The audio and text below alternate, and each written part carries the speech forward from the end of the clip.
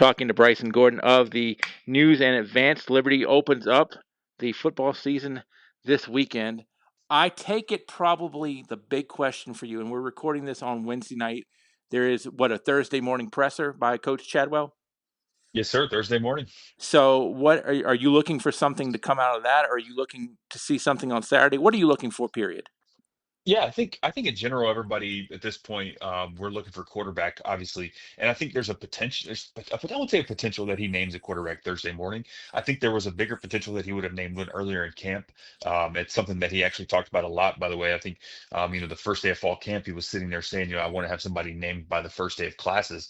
That was August 18th, and so almost 10 days. It'll be 10 days. At that point, whenever he speaks on Thursday this week, and so it'll be a big window pass. I think at this point, if I was a coach, if I was in his position, I don't see the value in naming a quarterback at this point. I think you would just play out the string. He got at tomorrow, at the point when he takes the podium tomorrow, you have about 2 more days until they actually take the field. And so, what's truly the value in naming a quarterback at that point? You could just keep it internal, and then let the media figure out, maybe have a way to figure out who it is before kickoff, or just let everybody see who rolls out on Saturday. And so that's probably the main thing I'm still looking for as of right now. I think in general, they've been a pretty healthy team throughout fall camp. It sounded like last week that Jacob Jenkins, he's a starting tight end for the Flames, who I think he's one of a few guys who has the potential to, step forward into a bigger role at tight end this year and in the offense in general. I think he was a questionable guy to play in the opener. It sounded like he was going to be able to be healthy. I think that's one other thing to check on. But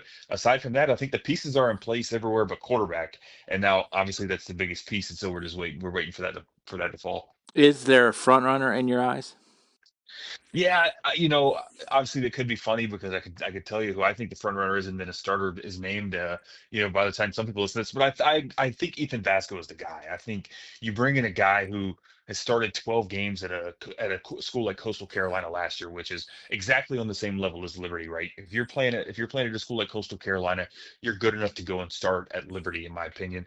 And there's been quarterbacks who have been really good at Liberty that have gone on, like Caden Salter, to play at Colorado. I still think they're, Liberty and Coastal, for all intents and purposes, are about on the same level. And so he came over expecting to start, at least having an assumption that he'd be, 1A, 1B. He's here in this quarterback competition with Ryan Berger, who I would assume whenever he transferred to Liberty last year, he thought he was going to be in this quarterback competition and, this year, and probably commanding it. And so I think in general, I would say Vasco is the guy who is, the favorite just because he transferred in. He was the first of the quarterbacks to transfer.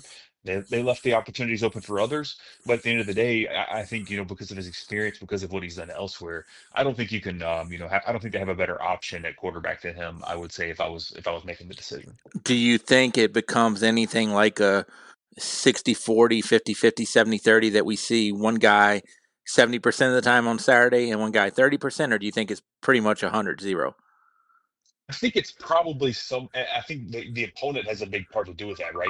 If Liberty were going out there and facing a team like Jacksonville State, who they play in week two, if they were facing them in week one, I would say it's going to be 100%, 0%, because I think you're going to see a team that's committed to their quarterback. I think it's different when you face a team like Maine.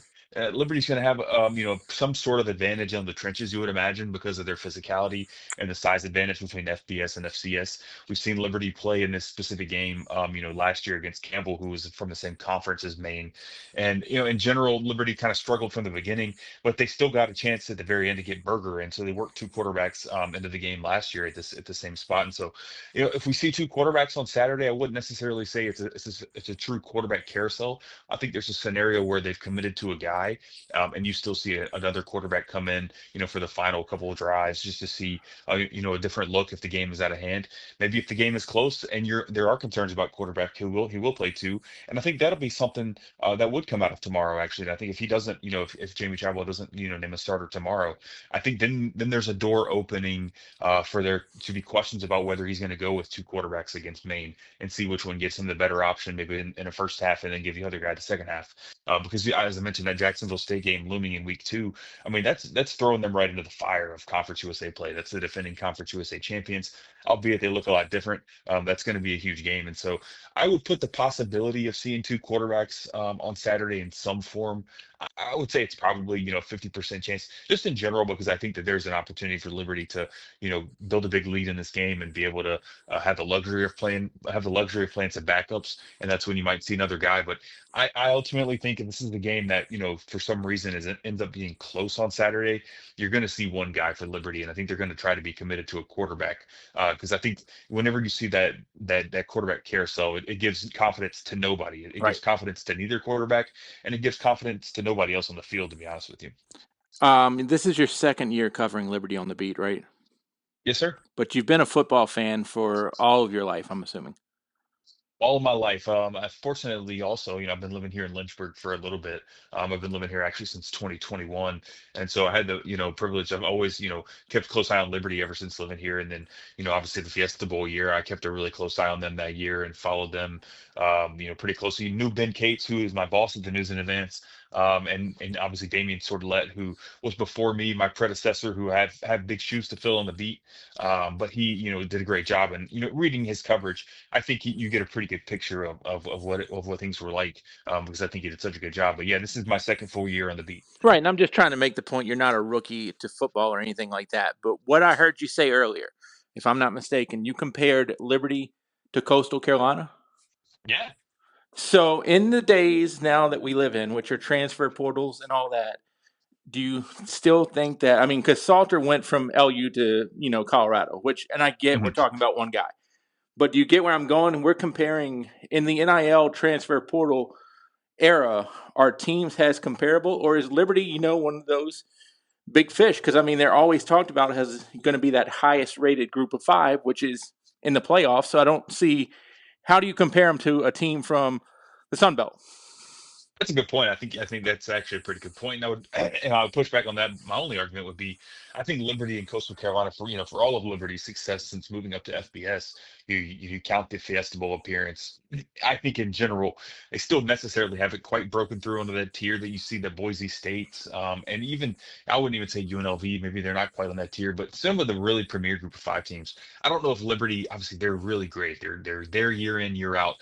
A lot of it's because of the schedule, but they're there year in, year out. I think in general they haven't quite cracked through. Now I think they are probably. I wouldn't even say probably. I would say they are a better football program than Coastal Carolina, over the lifespan of them being in the FBS. But I think in general, I think the move for Ethan Vasco over from Coastal Carolina to Liberty, I think is kind of, if anything, it's a little bit of a step up. But in general, in my opinion, I think it's pretty equal. I think Right. there's an opportunity for him to play right away. I think most people in the country, whenever you see a guy transfer from, a place like Coastal to a place like Liberty, I think you would assume, especially given his starting experience, that he would be a front runner for that job. Even though you have a guy like Ryan Berger, who, like I mentioned before, he was in the system last year. Coaches really liked him, entering the season last year because he came over from App State, where he actually won the starting job, a couple seasons ago. And so, he has a little bit of a winning pedigree, when it comes to quarterback competitions. But I think just in general, just the experience that Yeah. Vasco has, it really, because he came over from Liberty, from another, really strong group of five program. I think just in general, it caught a lot of eyes and really pushed him ahead as the front runner. Yeah, I'm with you. I think CCU to Liberty is similar in the competition you're going to see each Saturday. Unlike Diego, I want to say Pavia, who transferred from New Mexico State to Vandy, that's a little bit different because what New Mexico State was playing every week is not the same what Vandy's playing every week. Absolutely, it's a lot different. Yeah. So, what's the biggest weakness in Liberty's positions right now, in your opinion? Yeah, I think the defensive line, I wouldn't position it as much as a weakness as much as a massive question mark, just in Sure. general, because we don't know who's going to be there.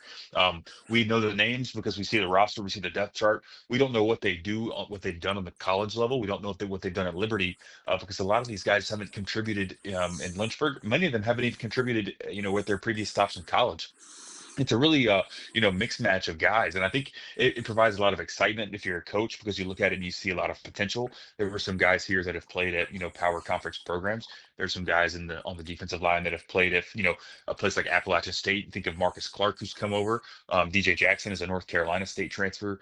There are some guys, Aaron Hester from Florida State. There's some guys with high ceilings, but not necessarily the experience to go along with it. And so I think when you look at that room, I wouldn't, like I said, I wouldn't position it as a weakness, but I would mention that, there's room for this.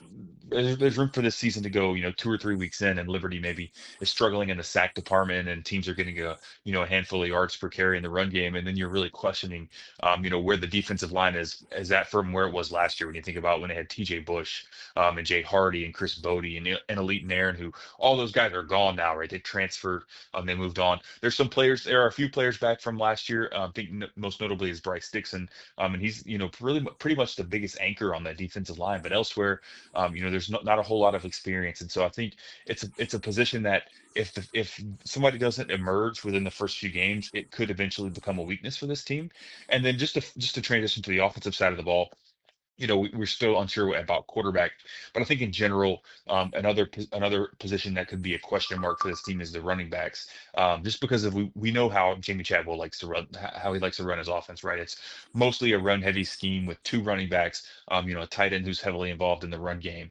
And so with there being so many new faces in the backfield, right? Quentin Cooley is gone, Billy Lucas is gone, Caden Salter, who was such a big part of the run game in the last 2 years, he's gone as well. With all those guys out of here, you got Juju Gray, who is a wide receiver turned running back. You got Vaughn Blue, who struggled, his first season to stay healthy, played in just a handful of games. He was a lot more healthier last year, but it didn't really kind of break through into being that top end running back.